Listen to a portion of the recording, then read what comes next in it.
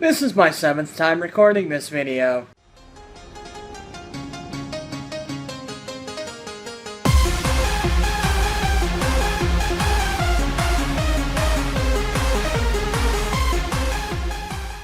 What's going on, y'all? The Brandon Brownson here with my WrestleMania 32 review.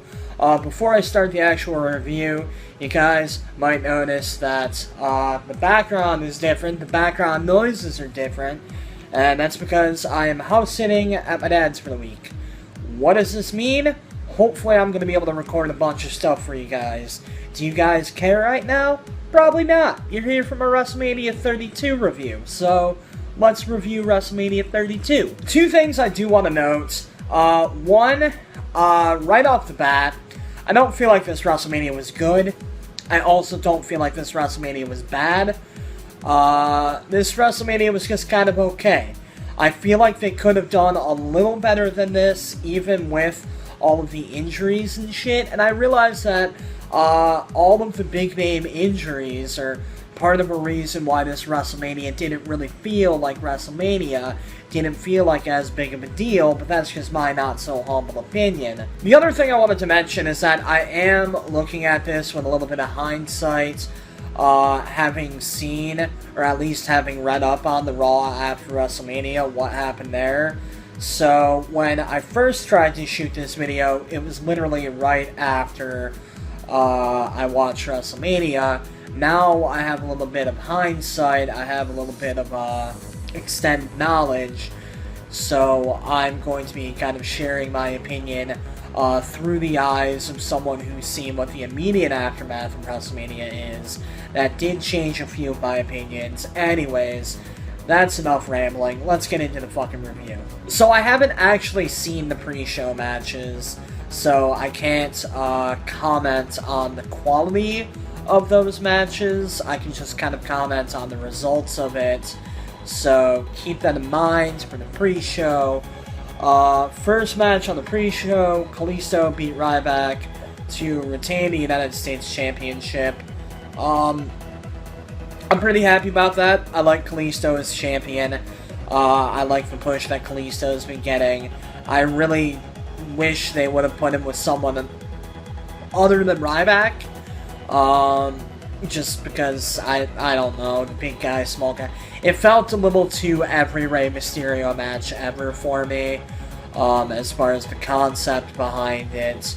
I would have liked to see Kalisto go up against someone his own size, his own pace. That would have actually maybe inspired me to actually go back and watch the match, but I'm happy that Kalisto's champion still.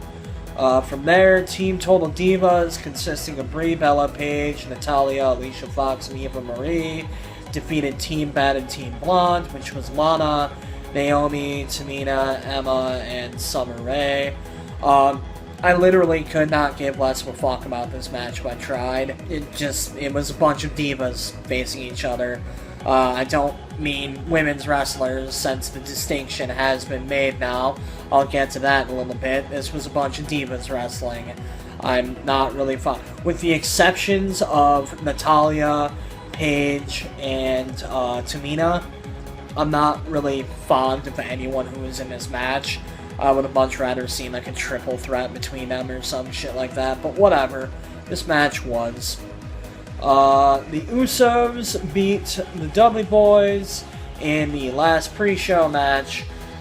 This is another case of I really don't give a shit, and based on the fact that they only gave them 5 minutes, clearly they didn't give much of a shit either. I would have much rather seen the Usos used in a different way, perhaps being in the title picture. And with the Dudley Boys, so the Raw after WrestleMania, Enzo Amore and Big Cass debuted, and it looks like they're going to move into a feud with the Dudleys. Personally, I wish they would have introduced Enzo and Big Cass right after the Royal Rumble, built toward a match against the Dudleys at WrestleMania. That would have been really cool. I would have been really interested in seeing that. But Usos and Dudleys, I don't give a fuck. I really don't. From there, we went into the Intercontinental title ladder match, I don't know what the fuck I was about to say, where Zack Ryder beat Kevin Owens, Dolph Ziggler, Sami Zayn, Sin Cara, Stardust, and The Miz, in what I think was a shocker for everyone, including Zack Ryder and the people working in the back at WrestleMania. I love the fact that Zack Ryder got a WrestleMania moment. I love the fact that Zack Ryder won. I've been a fan of Zack Ryder since Z True Long Island Story, like 3, 4, 5 years ago now, however long it's been. And I always kind of wished that they give him a second chance. And it looked like they were going to. But then the Raw after WrestleMania, The Miz beat Zack Ryder for the IC title. Which I just what incentive do I have to give a shit about that? It's another mid-card title reign from The Miz. Nothing that interesting there. I would have liked to see them keep the belt on Zack Ryder for a little bit, if for no other reason, because it's fresh, it's different. A lot of people haven't seen Zack Ryder go up against a lot of the mid-card staples now, just because of how long it's been since Zack Ryder has been a serious force on Raw or SmackDown. But they completely squandered that opportunity, and that upsets me. But the Mania moment itself was cool. It was a decent match. I came in like halfway through the match, but what I saw of it was really fucking good. Anyways, moving on. From there, Chris Jericho beat AJ Styles. Amazing match. Just from bell to bell, it was a really good match. But I don't know how I feel about Jericho winning. If for no other reason, because, and this is an issue I have with a lot of part-timers, what's the point in putting the part-timer over on a big stage like that when they're not going to be around for the next few months? AJ Styles is going to be on Raw every week. Chris Jericho, not so much. Chris Jericho's probably going to be vanishing again to do his own thing. And I feel like a win at WrestleMania really would have elevated AJ Styles to like a main event status amongst like your average fan who doesn't know who AJ is, your average WWE fan who isn't obsessed with wrestling and watching TNA and watching New Japan. It would have been a perfect way to cement AJ as the threat that we know he can be. But they fucked that up. So, that's the thing. From there, the League of Nations beat the New Day in a 6-man tag team title match. Around this point, the network started acting really janky, so I didn't get to see all of the match. We're gonna bitch about the network in a minute, by the way, but we'll get to that in a second. What I saw, the match was okay. I wouldn't have liked it if the League of Nations won. I'm a huge fan of the New Day. But I especially don't like the fact that the League of Nations won, and then were immediately beaten down by Stone Cold, Steve Austin, fucking Mick Foley, and Shawn Michaels. If you were trying to make the League of Nations seem like a credible threat, immediately having them get their asses kicked by 3 legends, 3 people who haven't stepped in a ring in years, just felt really weird. Now, what they could have done here, what I would have done here, I would have had the New Day win, all 4 members of the League of Nations attack the New Day, and then go into the segment that they wound up doing with the Legends coming out. I don't like the fact that the New Day lost for a bunch of guys to get their asses kicked anyway. It didn't help the New Day, it didn't help the League of Nations. It just, I don't know, it left a bad taste in my mouth. Brock Lesnar beats Dean Ambrose in a no-holds-barred street fight. Remember how a second ago I said I was going to rant about the network? Here is that rant.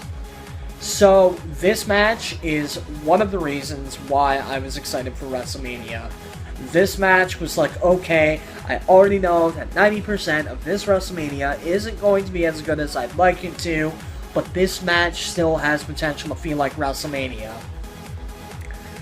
So, imagine my surprise when the network decides that it wants to go down as this match is happening.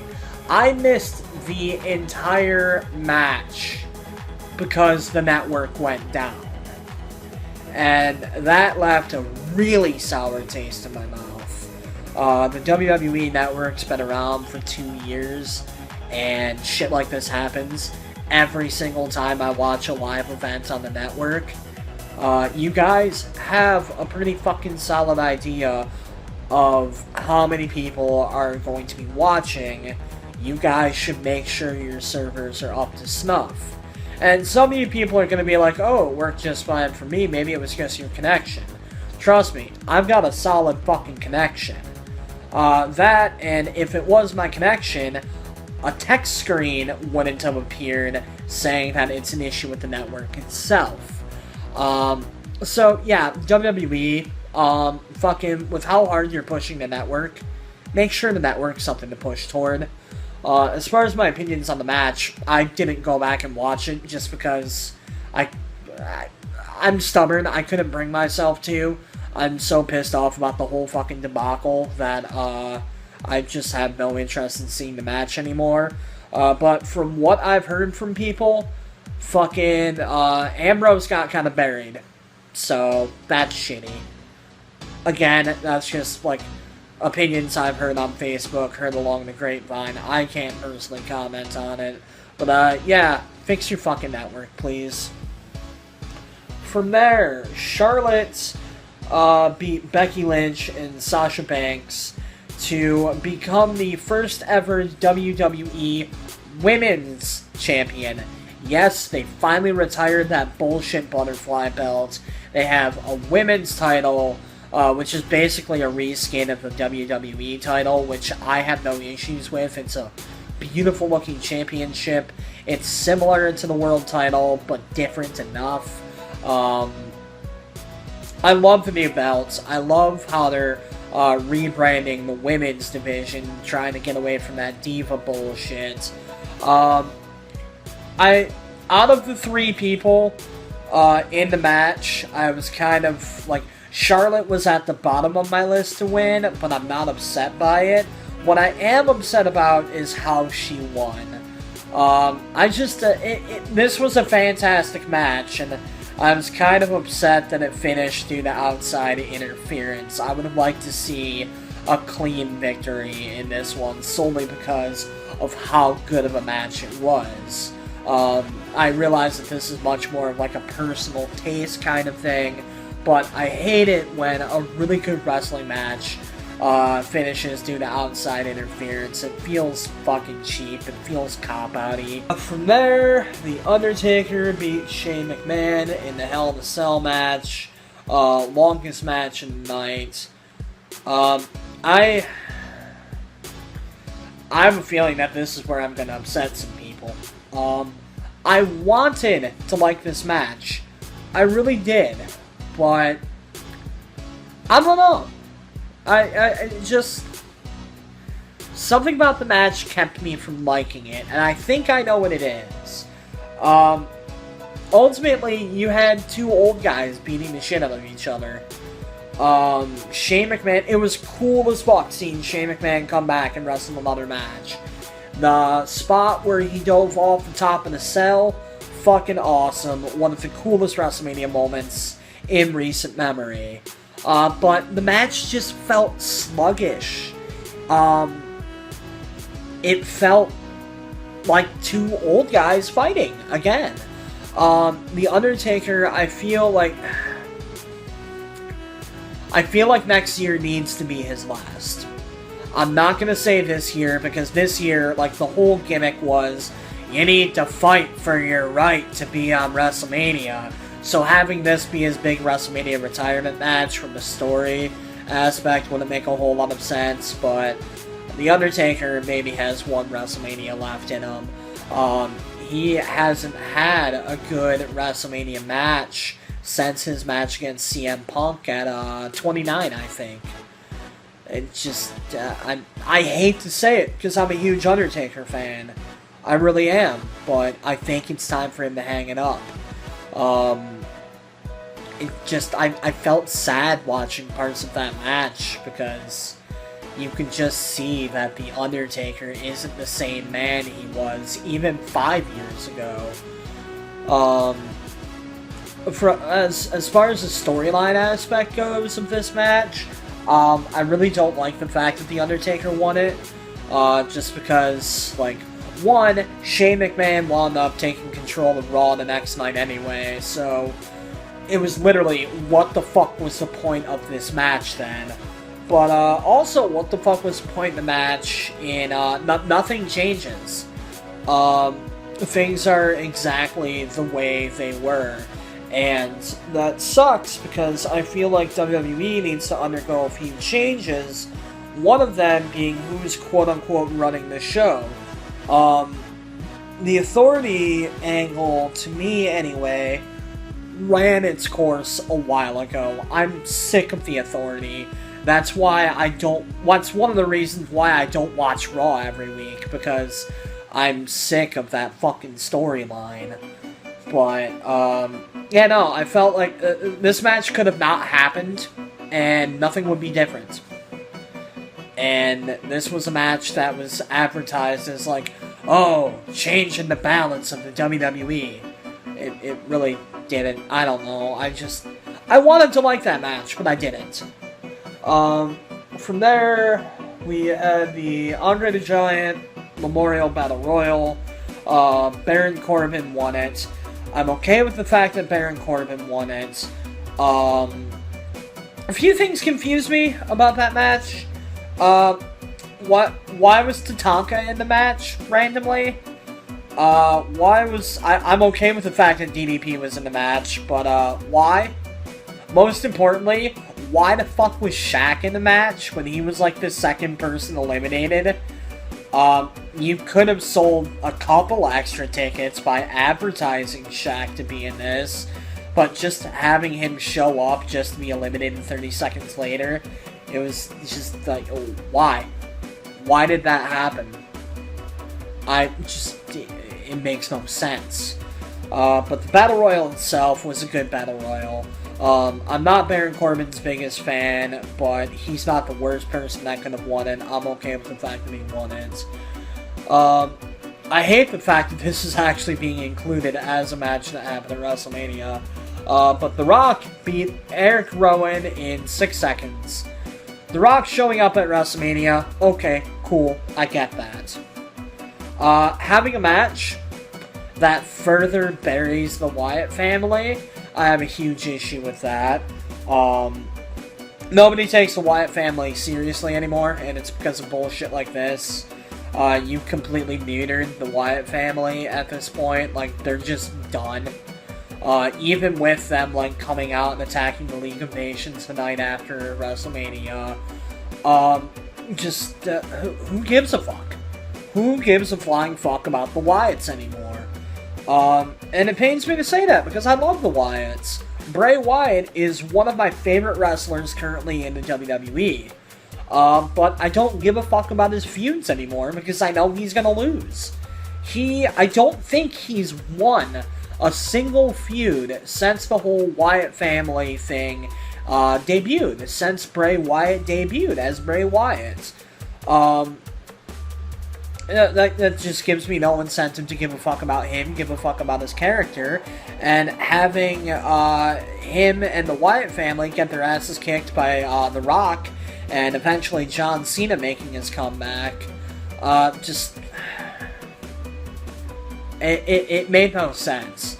And it's little things like that, well, not little things, but it's shit like that, I feel, that kept me from really enjoying this WrestleMania as much as I could have. Main event, Roman Reigns beat Triple H for the world title. Out of all the matches on the card, this is the one I gave the least fuck about. I did not give a single fuck. I did not give a molecule of a fuck about this match. Because I knew Roman was gonna win. The match, the match wasn't bad, but I couldn't get into it because I knew exactly what was gonna happen. I didn't give a fuck about it. This match was what it was. And what it was predictable bullshit. And I don't even hate Roman Reigns. Like, I'm not one of these people who hates Roman Reigns with every fiber of their being. But I'm starting to get kind of sick of Roman Reigns. And the fact that Triple H, like, it's cool that Triple H got one more WrestleMania main event, considering how his career as an in-ring competitor has all but slowed to a complete stop. But I don't know. That's my big issue with this WrestleMania. Like, there's so much stuff I didn't give a fuck about.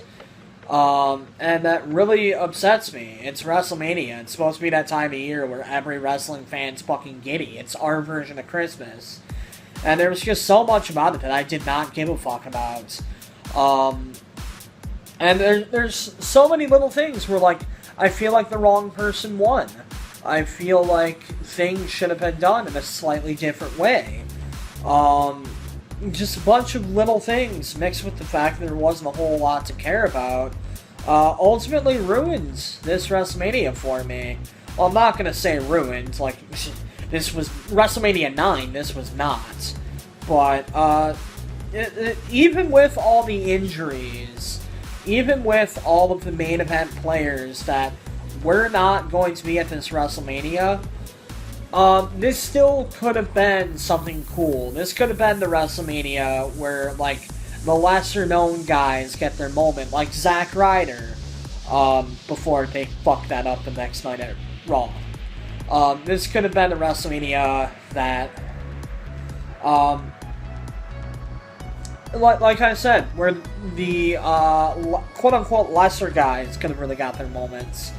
That could have really helped establish some new stars, and it just didn't happen. And that kind of leaves me disappointed. As far as what I rank this WrestleMania, on a scale from 1 to 10, I'd put this at maybe 6, like a 5.5 to 6, just because, like, it's not the worst it could have been. But there was enough wrong about it to where I can't justify giving it more than a 6.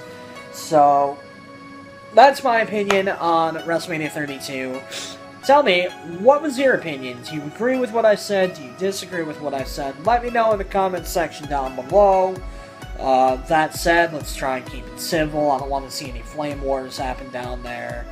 Yeah, that about does it for me, though. Hopefully you guys are going to be getting a pretty decent stream of new content from me soon while I'm here at the Main of the Film. But yeah, remember to like, comment, subscribe. TheBrandonBrownson, signing out.